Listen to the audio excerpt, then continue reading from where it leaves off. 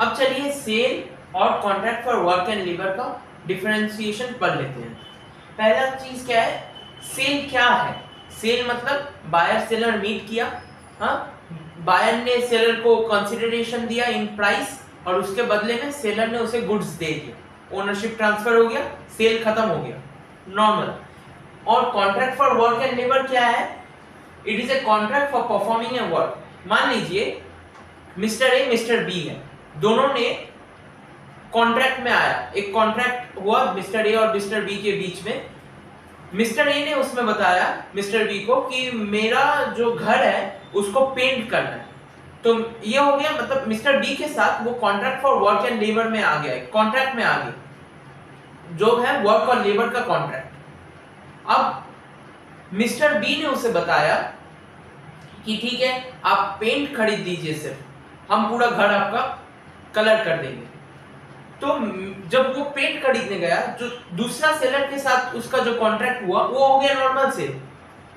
ध्यान दीजिएगा, दूसरा सेलर मतलब मिस्टर बी नहीं, कोई और, मान लीजिए मिस्टर सी, उसके पास वो पेंट खरीदने गया, तो उसके साथ जो कॉन्ट्रैक्ट हुआ वो हो गया सेल। और मिस्टर ए और मिस्टर बी के बीच में जो कॉन्ट्रैक्ट हुआ वो हो गया contract for work and labour. अब इसमें एक्टिविटीज क्या इन्वॉल्व होता है?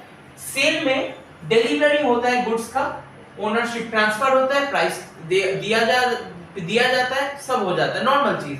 जैसे कि मतलब कि डिलीवरी हो जाता है गुड्स का, नॉर्मल डिलीवरी हो जाता है, इसमें यही एक्टिविटी इन्वॉल्व होते हैं।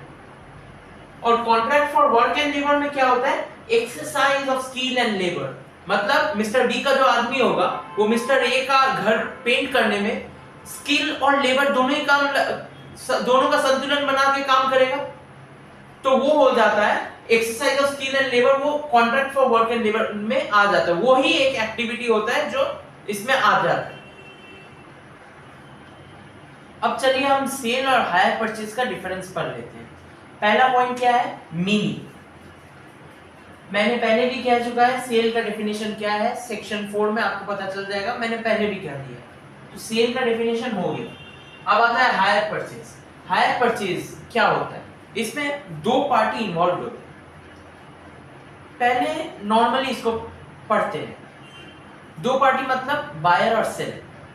अब बायर सेलर एक कॉन्ट्रैक्ट में आया कि मान लीजिए सेलर कुछ डिलीवरी करेगा बायर को, तो बायर ने कहा सेलर को कि आप मुझे डिलीवर कर दीजिए गुड्स, मैं उसके बदले में आपको प्राइस अपॉन इंस्टॉलमेंट दूंगा। तो जब ये कंडीशन आ जाता है तब सेलर और सेलर नहीं रहता, तब उसे कहा जाता है हायर वेंडर, और बायर को कहा जाता है हायर परचेजर। मतलब बायर के पास गुड्स आ जाता है पर बायर का ओनरशिप उसमें नहीं रहता, सेलर का ही ओनरशिप रहता है। इसे नेक्स्ट पॉइंट में और क्लियर होगा। ट्रांसफर ऑफ ओनरशिप, इसमें सेल हो जाता है इसलिए ये इमीडिएटली ट्रांसफर हो जाता है, बायर के ओनरशिप बायर के पास इमीडिएटली ट्रांसफर हो जाता है। पर हायर परचेज में upon the payment of last installment, जब बायर पूरा प्राइस मतलब लास्ट इंस्टॉलमेंट का जो प्राइस था वो सेलर को दे देगा, तभी उस बायर का उसमें ओनरशिप आएगा, नहीं तो वो सेलर का ही ओनरशिप रहेगा। जब तक वो प्राइस नहीं देता buyer will act as a bailee, just as a possessor, he will be just in a mere possession of the goods। Third क्या?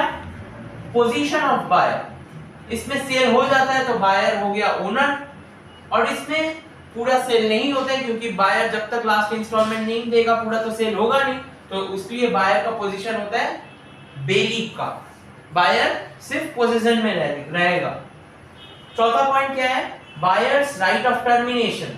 अब सेल हो गया तो बायर तो टर्मिनेट नहीं कर पाएगा कॉन्ट्रैक्ट को, कैनॉट टर्मिनेट द कॉन्ट्रैक्ट, पर यहां पे hire purchaser can terminate the contract.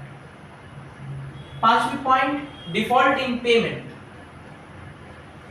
अगर बायर डिफॉल्ट किया पेमेंट में तो seller can sue for the price only and right of lien can be exercised. मतलब एक तो सेलर गुड्स के लिए उसे सू कर देगा, मतलब उसने प्राइस नहीं दिया तो इसलिए उसे सू कर देगा। दूसरा क्या हो सकता है? Seller can exercise right of लियन। अब राइट ऑफ लियन होता क्या है? अगर बायर प्राइस नहीं देता है सेलर को तो सेलर क्या करता है ना, गुड्स को होल्ड कर लेता है, वो देगा नहीं बायर को गुड्स, ठीक है। और हायर परचेज में क्या होता है, सेलर कैन रीपोजेस द गुड्स, मतलब अगर बायर ने लास्ट इंस्टॉलमेंट पेमेंट नहीं किया, लास्ट इंस्टॉलमेंट तक बात गया ही नहीं, उसके पहले ही बायर ने कॉन्ट्रैक्ट टर्मिनेट कर दिया, ब्रीच कर दिया, तो सेलर कैन रीपोजेस द गुड्स, मतलब सेलर का जो गुड्स था वो सेलर वापस ले लेगा।